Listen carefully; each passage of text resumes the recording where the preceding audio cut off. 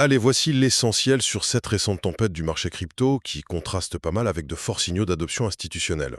En gros, on va décrypter ensemble cette chute brutale des prix, les liquidations massives, mais aussi, et c'est ça le truc intéressant, comment en parallèle, les gros investissements et l'utilisation concrète des cryptos, ça continue à fond.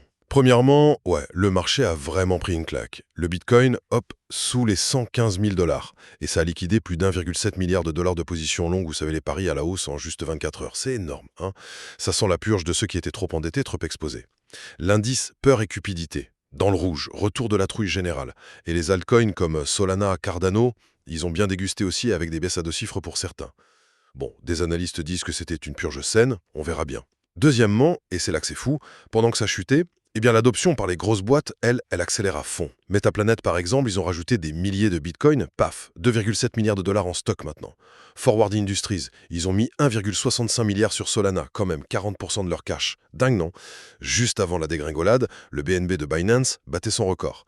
Et puis, truc très concret, Toyota, Yamaha, ils acceptent l'USDT maintenant, ce stablecoin lié au dollar.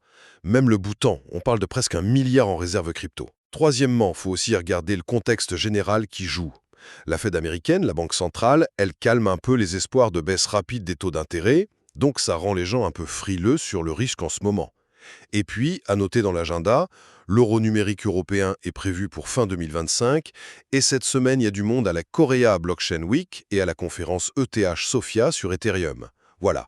En gros, même si ça secoue fort côté prix, les fondations crypto, elles, continuent.